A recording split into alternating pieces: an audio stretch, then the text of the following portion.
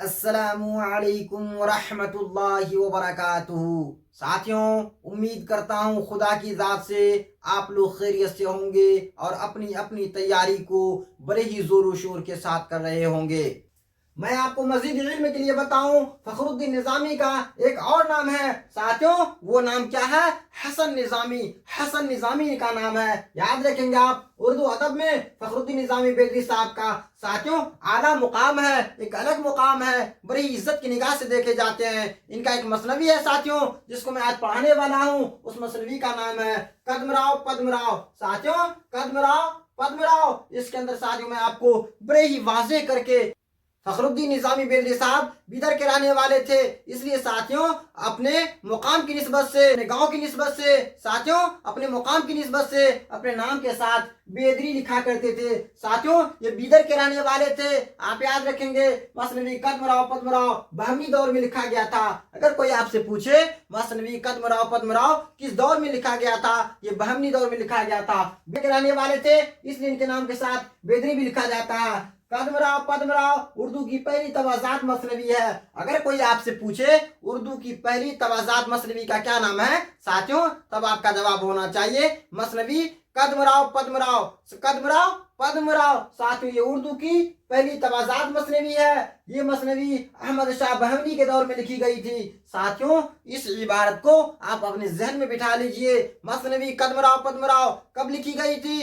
अहमद शाह बहमनी के दौर में। किस दौर में? अहमद शाह बहमनी के दौर में लिखी गई थी। साथियों इम्तहानात के अंदर ये पूछे जाते हैं।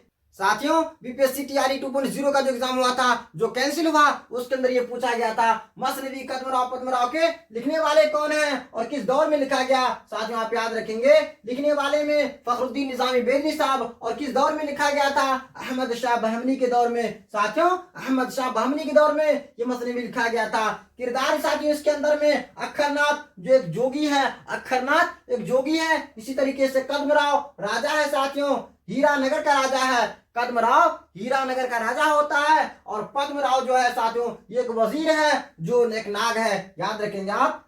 साथियों मैं आपको मसनवी कदमराव पद्मराव के मरकजी किरदार के बारे में बताऊं तो साथियों अखरनाथ जो जोगी है, इसी तरीके से कदमराव जो राजा है, कहाँ का राजा है? हीरानगर का राजा है। मसनवी कदमराव पद्मराव में साथियों राजा का नाम कद्म है जो हीरानगर का राजा है, और पद्मराव जो है साथियों ये राजा का वजीर है। अगर मैं आपको ये कहूं कदमराव राजा है और पद्मराव वजीर होगा साथियों, तो आप इसको अपने जहन में बिठा लें।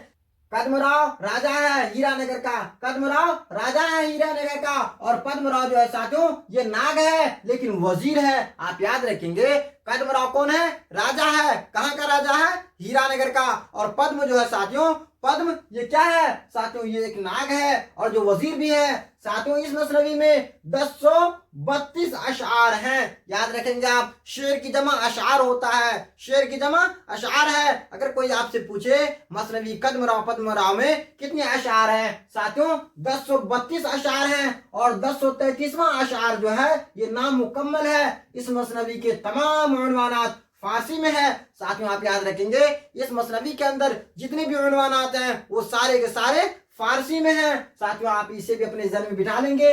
इस मसनवी के अंदर 1032 अशार हैं, यानी 1032 अशार हैं, और 1033वां अशार जो है ये नामुकम्मल है। साथियों आप इसे याद रखेंगे। इस मसनवी के तमाम उन्वानात फारसी में है। साथियों किरदार में जैसा कि मैंने आपको बताया, अखरनाथ एक जोगी होता है, कदमराव राजा होता है। कहाँ का? तो हीरानगर का राजा है। साथियों पद्मराव जो है ये वजीर है। पद्मराव कौन है? वजीर है साथियों, जो एक नाग है। साथियों इसके बारे में आज मैं आपको खुलासा बताने वाला हूँ।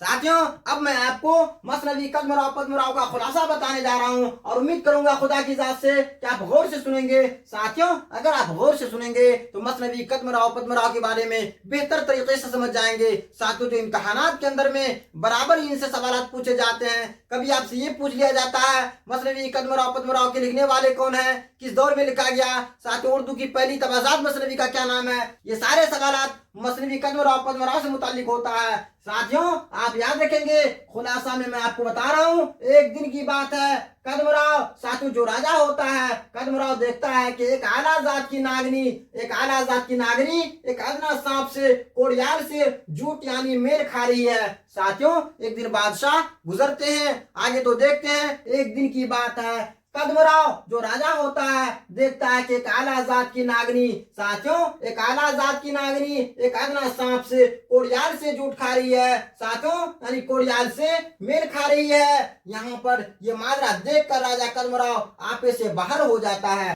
अब मैं आपको मसनवी कदमराव पद्मराव का खुलासा बताने जा रहा हूं और उम्मीद करता हूं कि आप इसे गौर से सुनेंगे। साथियों मैं आपको एक मर्तबा पढ़ के सुना देता हूं, फिर समझाने की कोशिश करूंगा। खुलासा में साथियों एक दिन की बात है, कदमराव देखता है कि एक आला जात की नागनी एक अदना सांप से कोड़ियाल से, साथियों सांप का नाम क्या है, कोड़ियाल से जूट खा रही है यानी मेल खा रही है। ये माजरा देखकर राजा कदमराव आपे से बाहर हो जाता है और अपने तलवार से सांप को मार देता है, जिससे नागनी की दुम भी कट जाती है और पास के एक झाड़ी में साथियों वो नागनी चली जाती है।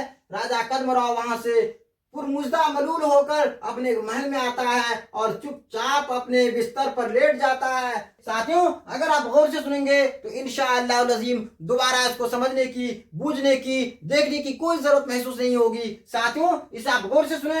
एक दिन की बात है, कदमराव राजा है, राजा देखता है कि एक आला जात की नागनी एक अदना सांप से कोड़ियाल से जूट यानी मेल खा रही है। साथियों एक दिन की बात है, राजा कदमराव देखता है, क्या देखता है कि एक आला जात की नागिन एक अदना सांप से, साथियों जिस सांप का नाम है कोड़ियाल, उससे जूट खा रही है यानी मेल खा रही है। ये माजरा देखकर राजा कदमराव आपे से बाहर हो जाता है। साथियों ये माजरा जैसे ही ये राजा देखता है आपे से बाहर हो जाता है, गुस्सा से तिलमिला उठता है और अपने तलवार से सांप को मार देता है, जिससे नागिन की दुम कट जाती है। साथियों मैं आपको बताऊं, आप इसे गौर से सुनेंगे। ये माजरा को देखकर राजा कदमराव आपे से बाहर हो जाता है और अपने तलवार से सांप को मार देता है, जिससे नागिन की भी दुम कट जाती है और वह पास के झाड़ी में चली जाती है। साथियों एक दिन की बात है, राजा कदमराव कहीं जा रहे थे और देखते हैं कि एक आला जात की नागिन एक अदना सांप से, साथियों जिस सांप का नाम क्या है कोड़ियाल, उनसे जूट खा रही है यानी मेल खा रही है। ये माजरा देखकर राजा कदमराव तिलमिला उठते गुस्से से, साथियों आग बबूला हो जाते हैं और अपने तलवार से सांप को काट देते हैं, मार देते हैं। साथियों उसके तलवार से नागिन की दुम कट जाती है, नागिन की भी दुम कट जाती है और पास के एक झाड़ी में नागिन चली जाती है। राजा कदमराव वहां से पुरमुज्दा मलूल होकर, साथियों मायूस होकर अपने महल में आता है और चुपचाप अपने बिस्तर पर लेट जाता है। रानी जब राजा कदमराव की यह हालत देखती है तो उसके पास जाकर उससे उनके उदासी की सबब पूछती है। साथियों ये जो माजरा हुआ, जिसको राजा ने चश्मदीद होकर देखा, साथियों सामने से देखा कि एक आला जात की नागिन एक अदना जात की सांप से मेल खा रही है, जूट खा रही है। साथियों यह देखते ही वह आग बबूला हुए, गुस्सा हुए और साथियों आपे से बाहर होकर सांप को अपने तलवार से मार दिया। और उनके तलवार की वजह से, साथियों उनके तलवार से काटने की वजह से, मारने की वजह से नागिन की भी दुम कट जाती है। साथियों और नागिन किसी तरह पास की झाड़ी में चली जाती है। राजा कदमराव वहां से, साथियों उस जगह से जहां पर यह हादसा हुआ, वहां से अपने घर आते हैं, अपने महल आते हैं और महल में चुपचाप अपने बिस्तर पर जाकर आराम करने लगते हैं और चुपचाप अपने बिस्तर पर जाकर लेट जाते हैं। रानी जब राजा कदमराव की यह हालत देखती है तो उनके पास जाकर उससे उनके उदासी का सबब पूछती है। साथियों महल के अंदर जब राजा अपने बिस्तर पर पहुंच जाते हैं, राजा कदमराव साथ उनकी उदासी की सब पूछने के लिए रानी उनके पास पहुंचती है और पूछती है कि आप बताइए आप इतने उदास क्यों हैं, इसकी सबब क्या है, इनके वजूहात क्या हैं। रानी के बहुत इसरार के बाद वह इससे नागिनी और कोड़ियाल का चश्मदीद वाकया सुनाया।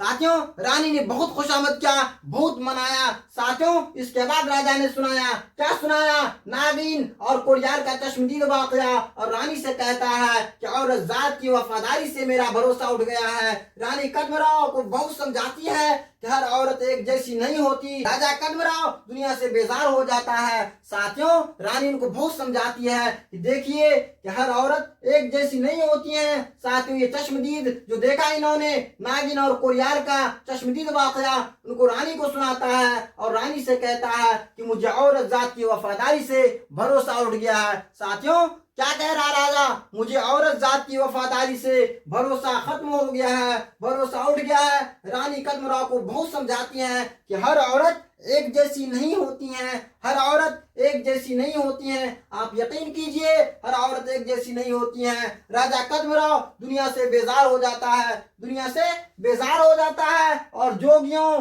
सन्यासियों का सोबत इख्तियार करने का फैसला कर लेता है और जोगियों सन्यासियों का सोबत इख्तियार करने का फैसला कर लेता है।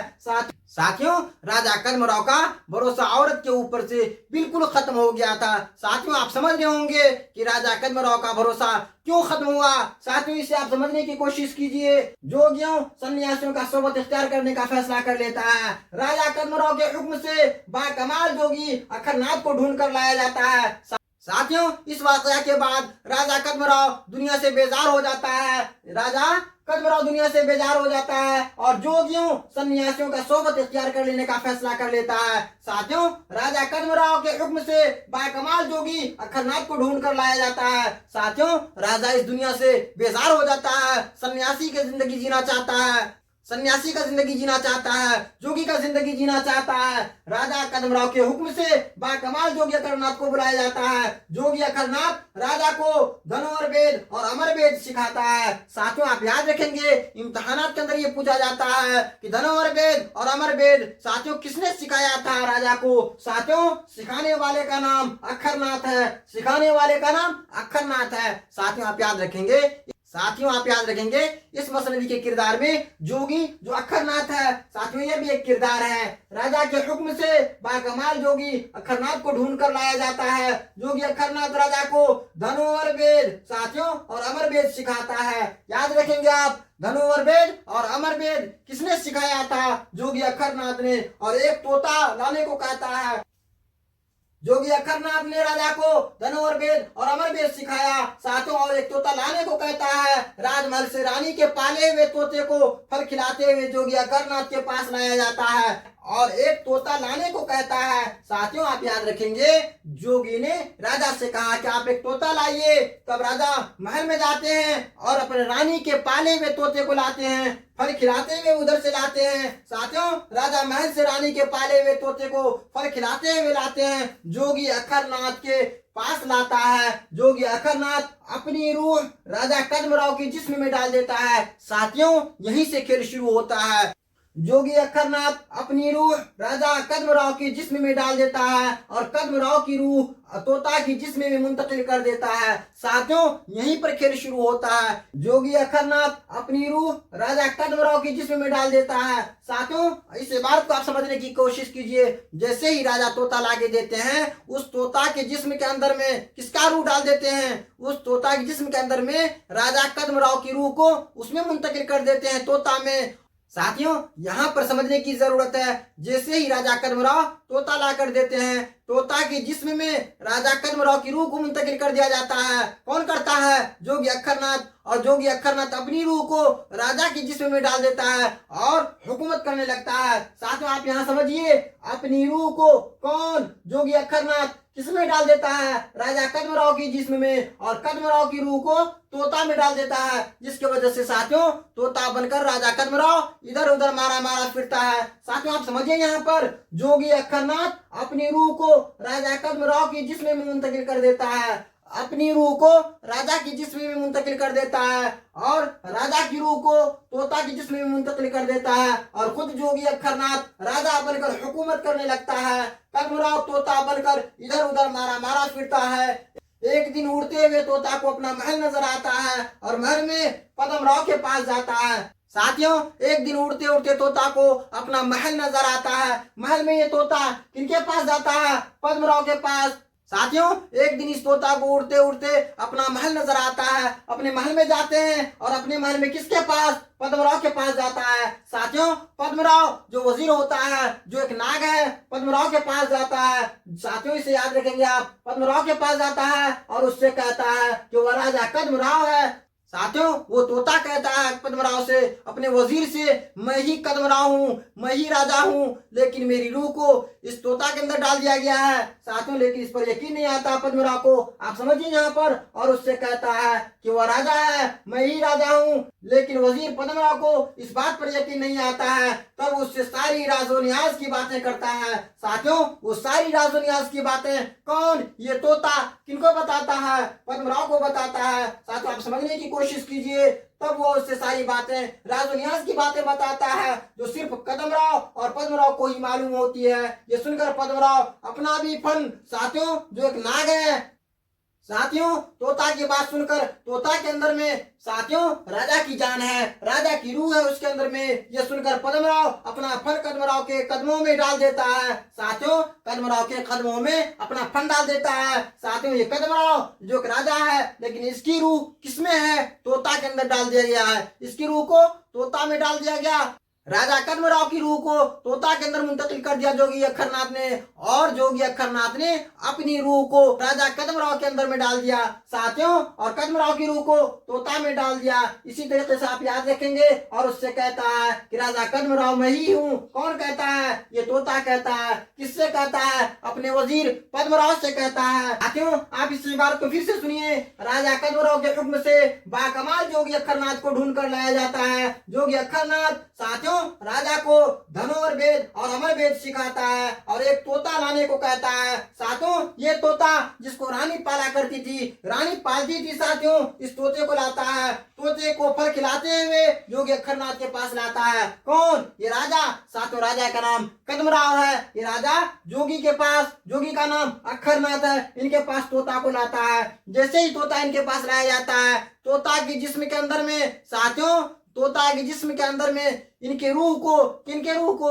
राजा कद्मराव की रूह को उसमें मुंतकिल कर देता है जोगी अक्खरनाथ, और राजा के जिस्म में अपनी रूह डाल देता है। साथियों अपनी रूह राजा कद्मराव के जिस्म में और कद्मराव की रूह को तोता के जिस्म में मुंतकिल कर देता है जोगी। साथियों जो जोगी अक्खरनाथ थे, साथियों अब राजा के जिस्म में अपना रूह डालकर खुद राजा बन जाते हैं, खुद राजा बन जाते हैं और हुकूमत करने लगता है। कद्मराव तोता बनकर इधर उधर मारा मारा फिरता है। एक दिन उड़ते हुए तोता को अपना महल नजर आता है। एक दिन उड़ते हुए तोता को अपना महल नजर आता है और महल में पद्मराव के पास जाता है। महल के अंदर पद्मराव के पास जाता है और उससे कहता है मैं ही राजा हूँ, और उससे कहता है मैं ही राजा हूँ, मैं राजा हूँ। वो तोता बार बार पद्मराव से कहता है। पद्मराव जो वजीर होता है उस महल का पद्मराव वजीर है। साथियों वजीर, साथियों ये कौन है? राजा पद्मराव। राजा पद्मराव उस महल का वजीर है जो नाग है, लेकिन वजीर पद्मराव को इसकी बात पर यकीन नहीं आता है। तब वो उससे सारी राज न्यास की बातें बताता है। कौन? ये तोता। किनसे? वजीर पद्मराव से जो नाग है, जो सिर्फ कद्मराव और पद्मराव को ही मालूम होती है। ये सुनकर पद्मराव अपना फन कद्मराव के कदमों में डाल देता है। साथियों पद्मराव जो एक नाग है, साथियों ये अपना फन राजा कद्मराव के कदमों में डाल देता है। कद्मराव अभी तोता की शक्ल में है। साथियों आप इसे समझिए, राजा कद्मराव के कदमों में अपना फन डाल देता है और दोनों आपस में राज की बातें करने लगता है।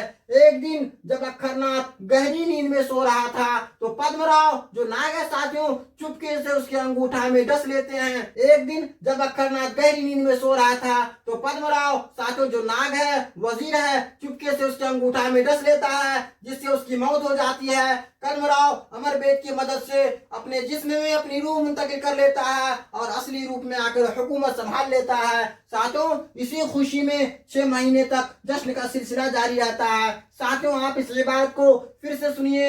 एक दिन जब अक्खरनाथ गहरी नींद में सो रहा था, तो पद्मराव चुपके से उसके अंगूठे में जाकर डस लेता है। साथियों एक दिन राजा अक्खरनाथ, साथियों जो अक्खरनाथ जोगी था, ये तोता को लाने के बाद तोता के जिस्म के अंदर में राजा की रूह को मुंतकिल कर दिया, ट्रांसफर कर दिया और राजा के जिस्म में अपना रूह डाल लिया। कौन? जोगी अक्खरनाथ। और जोगी अक्खरनाथ से अब ये राजा बन बैठा था। एक दिन जब अक्खरनाथ गहरी नींद में सो रहा था, साथियों ये अक्खरनाथ जो राजा बना हुआ था गहरी नींद में सो रहा था, तो पद्मराव जो उस दरबार के वजीर थे, नाग के शक्ल में, साथियों उसके अंगूठा में डस लेते हैं।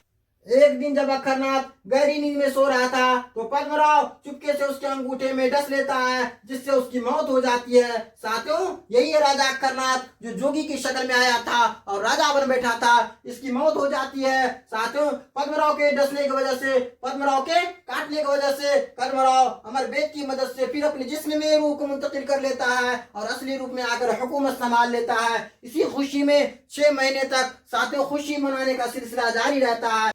साथियों आज की इस उर्दू अदब की क्लास में मैंने आपको मसनवी कदमराव पद्मराव के बारे में तफसील से बताया। साथियों मसनवी कदमराव पद्मराव के लिखने वाले फखरुद्दीन निजामी बेदवी साहब हैं। फखरुद्दीन निजामी का एक और नाम है हसन निजामी। साथियों तखल्लुस में निजामी लिखा करते थे। चूंकि बीदर के रहने वाले थे इसलिए अपने नाम के साथ साथियों निस्बती अपने मुकाम की निस्बती से बेदरी लिखा करते थे। याद रखेंगे आप, बीदर के रहने वाले थे इसलिए अपने नाम के साथ बेदरी लिखा करते थे। कदमराव पद्मराव उर्दू की पहली तवाज़ात मसनवी है। अगर कोई आपसे पूछे उर्दू की पहली तवाज़ात मसनवी का क्या नाम है, साथियों आपका जवाब होना चाहिए कदमराव पद्मराव। आपका जवाब होना चाहिए यही कि उर्दू की पहली तवाज़ात मसनवी कदमराव पद्मराव है। कदमराव पद्मराव उर्दू की पहली तवाज़ात मसनवी है। ये मसनवी अहमद शाह बहमनी के दौर में लिखी गई थी। फखरुद्दीन निजामी बेदवी साहब बीदर के रहने वाले थे। कदमराव पद्मराव उर्दू की पहली तवाज़ात मसनवी है। कदमराव पद्मराव उर्दू की पहली तवाज़ात मसनवी है। ये मसनवी अहमद शाह बहमनी के दौर में लिखा गया था। साथियों अगर कोई आपसे पूछे मसनवी कदमराव पद्मराव किस दौर में लिखा गया, साथियों अहमद शाह बहमनी के दौर में। किस दौर में? अहमद शाह बहमनी के दौर में ये मसनवी लिखा गया था। साथियों इस मसनवी के मरकजी किरदार में अक्खरनाथ है। साथियों जो एक जोगी है, अक्खरनाथ जो एक जोगी है। इसी तरीके से इसके मसनवी किरदार में कदमराव है जो राजा है। कहाँ के राजा है? साथियों अब मैं आपको मसनवी कदमराव पद्मराव के किरदार से रूबरू कराता हूँ। किरदार में अक्खरनाथ आप याद रखेंगे, अक्खरनाथ जो जोगी है, कदमराव साथियों जो राजा है। कहाँ का राजा है? हीरानगर का राजा है। मसनवी कदमराव पद्मराव के अंदर में कदमराव राजा है। कहाँ का? तो हीरानगर का राजा है। और पद्मराव साथियों वजीर है जो एक नाग है। साथ इस मसनवी के अंदर में 1032 अशआर हैं। इस मसनवी के अंदर में मसनवी कदमराव पद्मराव के अंदर में 1032 अशआर हैं, यानी 1032 अशआर हैं और 1033वां अशआर नामुकम्मल हैं। साथ ही इस मसनवी के तमाम उन्वानात फारसी में है। उन्वान की जमा उन्वानात होता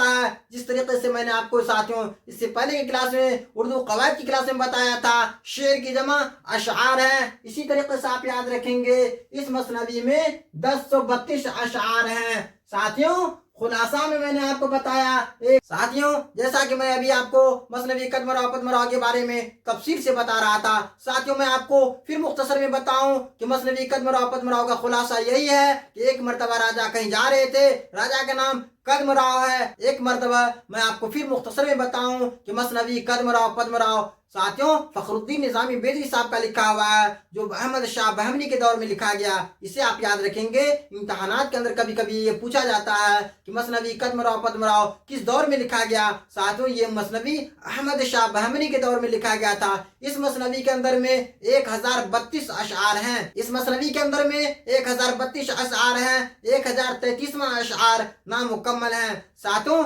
इस मसनवी के अंदर जितने भी उन्वानात हैं साथियों इस सब के सब फारसी में है। इस मसनवी के अंदर जितने भी उन्वानात हैं सब के सब फारसी में है। इस मसनवी के अंदर में 1032 अशार हैं, इसे आप याद रखेंगे। मसनवी कदमराव पद्मराव के अंदर में 1032 अशार हैं। साथियों, आप अपने जहन में इस बात को बिठा लीजिए, इस मसनवी के अंदर में 1032 अशार हैं। 1033वां अशार नामुकम्मल है। साथियों, 1033वां अशार जो है नामुकम्मल है। फखरुद्दीन निजामी बेदरी साहब बीदर के रहने वाले थे, इसलिए इनके नाम साथियों मुकाम की निस्बत से बेदरी भी लिखा हुआ है, इसलिए इनके नाम के साथ बेदरी लिखा जाता है। तखल्लुस में निजामी लिखा करते थे। फखरुद्दीन निजामी बेदरी साहब का एक और नाम है हसन निजामी।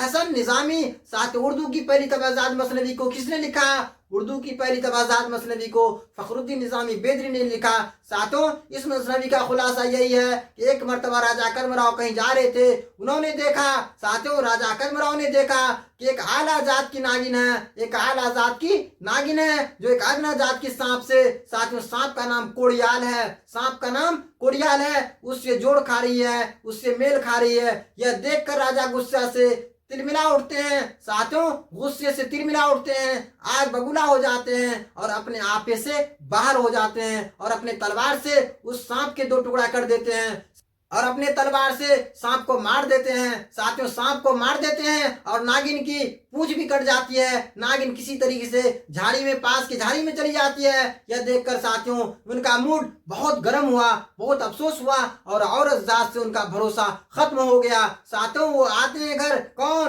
राजा कदमराव घर आते हैं और चुपचाप अपने बिस्तर पर लेट जाते हैं। जब रानी आती है उनको जगाने के लिए जगाती हैं, उनकी मायूसी का सबब जानना चाहती हैं। साथियों, राजा कदमराव बताना नहीं चाहते थे कि उनको ये सारी बातें बताएं, लेकिन बहुत ही इसरार के बाद, खुशामद के बाद राजा ने सारी बातें, साथियों जो चश्मदीद होकर उन्होंने देखा था, अपनी आंखों से देखा था, वो सारे वाकया को सुनाया। साथियों, राजा कदमराव सारी बातें रानी को सुनाते हैं और कहते हैं, अब मेरा विश्वास औरतों की वफादारी पर से खत्म हो गया है, मेरा विश्वास औरतों की वफादारी से खत्म हो गया है। अब मैं औरत पर विश्वास करने के लायक नहीं रहा, मैं अब औरत जात पर यकीन नहीं कर सकता हूँ। साथियों, और राजा कदमराव अपने आप को साथियों उदास रखते हैं और राजा कदमराव दुनिया से बेजार होने का, और राजा कदमराव दुनिया से बेजार हो जाते हैं। राजा कदमराव दुनिया से बेजार हो जाते हैं। साथियों, जोगियों और सन्यासियों का सहबत इख्तियार करने का फैसला कर लेते हैं। कौन? राजा साथियों कदमराव। साथियों, राजा कदमराव को औरत के ऊपर से यकीन खत्म हो गया था। साथियों, इस वाकया के बाद, इस हादसा के बाद, इसलिए उन्होंने सन्यासियों और जोगियों का सोबत इख्तियार करने का फैसला कर लिया। राजा कदमराव की रूह, राजा कदमराव के हुक्म से बाकमाल जोगी अखरनाथ को ढूंढ कर लाया जाता है। जोगी अखरनाथ राजा को धनोर वेद और अमर वेद सिखाता है। साथियों, जोगी अखरनाथ को ढूंढ कर लाया जाता है। ये अपने जमाने के बाकमाल जोगी थे, इनको ढूंढ कर लाया जाता है अपने दरबार में। साथियों, बुला कर लाते हैं लोग। साथियों, राजा कदमराव के दरबार में जोगी अखरनाथ को लाया जाता है। राजा कदमराव को धनोवर वेद और अमर वेद सिखाते हैं, ये मंत्र इनको सिखाते हैं राजा को। साथियों, इसके बाद एक तोता लाने को ये जोगी कहते हैं। ये जोगी राजा कदमराव से कहते हैं एक तोता मंगवाइए। एक तोता लाया जाता है। जैसे ही तोता लाया जाता है, साथियों राजा की रूह को ये जोगी अखरनाथ उस तोता के अंदर में डाल देते हैं। तोता के जिस्म के अंदर में अखरनाथ ने, साथियों जोगी ने राजा की रूह को तोता में मुंतकिल कर दिया और राजा की जिस्म के अंदर में जोगी अखरनाथ ने अपना रूह मुंतकिल कर लिया। साथियों, ये जोगी अखरनाथ का चालाकी देखिए। जैसे ही राजा कदमराव ने तोता लाया, किनके सामने में, किनके पास? जोगी अखरनाथ के पास। जोगी अखरनाथ ने राजा की रूह को तोता में मुंतकिल कर दिया और अपनी रूह को राजा की जिस्म में डाल दिया। साथियों, ये जोगी अब राजा कदमराव बन गए और कदमराव बनकर साथियों हुकूमत करने लगे। राजा जो कदमराव थे, जिसकी रूह को तोता में मुंतकिल कर दिया था, साथियों वो इधर से उधर मारा फिरते थे। साथियों, एक दिन उड़ते हुए तोता को अपना महल नजर आया। महल के करीब आते हैं। साथियों, महल में आते हैं और पद्मराव के पास जाते हैं। पद्मराव जो उस दरबार में वजीर होता है, पद्मराव जो एक नाग है, साथियों उस दरबार के वजीर हैं, उसके पास आता है और उनसे कहता है, सारी बातें सुनाता है कि मेरे साथ ऐसे हुआ, मेरे साथ वैसे हुआ। साथियों, ये सुनकर वो पद्मराव जो नाग होता है अपना फन भी राजा कदमराव के कदम में डाल देता है। साथियों, इसी तरीके से वक्त गुजरता गया। एक दिन की बात है, राजा अखरनाथ साथियों जो जोगी बनकर महल में आए थे, अभी ये राजा बने हुए हैं। एक दिन की बात है, गहरी नींद में सोए हुए थे और पद्मराव जो एक नाग है वो जाते हैं चुपके से और उसके अंगूठे में डस लेता है, उसके अंगूठे में जाकर डस लेता है। डसने के बाद राजा अक्खरनाथ की मौत हो जाती है साथियों। और फिर वो मंत्र जो अक्खरनाथ ने किनको सिखाया था साथियों, राजा कदबराव को सिखाया था, उस मंत्र के बदौलत, अमर वेद के बदौलत साथियों अपनी रूह को फिर से मुंतकिल कर लेता है अपने जिस्म में और ये फिर से अपनी हुकूमत को संभालने लगता है, करने लगता है। और इसी खुशी में 6 महीने तक खुशी मनाने का सिलसिला जारी रहता है साथियों। यही है खुलासा साथियों, यही है खुलासा मसनवी कदमराव पद्मराव का। उम्मीद करता हूँ कि इस मसनवी को आप बड़े ही दिलचस्पी से, बड़े ही गौर से, बड़े ही शौक से सुने होंगे साथियों। अब मैं आपसे आखिर में मुअद्दबाना गुजारिश करता हूँ कि आप अपने ही यूट्यूब चैनल ऑनलाइन उर्दू 99 से जुड़े हुए हैं, इस चैनल को साथियों लाइक कर दीजिए, चैनल को सब्सक्राइब कर दीजिए, बेल आइकन को प्रेस कर दीजिए ताकि मैं आपके लिए जब भी नए नए वीडियोस अपलोड करूं इसका नोटिफिकेशन सबसे पहले आप तक पहुंचे। साथियों अगर आप सीटेट की तैयारी कर रहे हैं, बीटेट की तैयारी कर रहे हैं, एसटीईटी की तैयारी कर रहे हैं, जेटेट की तैयारी कर रहे हैं, बिलखुसूस बीपीएससी टीआरई 4.0 की तैयारी कर रहे हैं तो साथियों ये क्लास आपके लिए बहुत ही खास और अहम है साथियों। इस क्लास के अंदर जो मवाद आपको बताए गए, पढ़ाए गए साथियों, ये सारे मवाद एनसीईआरटी पर मुश्तमिल है। ये सारे मवाद एनसीईआरटी पर मुश्तमिल है जो इम्तहानात के नजरिया से काफी अहम और खास है साथियों। अब दीजिए इजाजत, आपसे फिर मिलता हूँ नए क्लास के साथ, नए उन्वान के साथ, नए जोश व खरोश के साथ। तब तक आप अपनी पढ़ाई को जारी रखिए। खुदा हाफिज।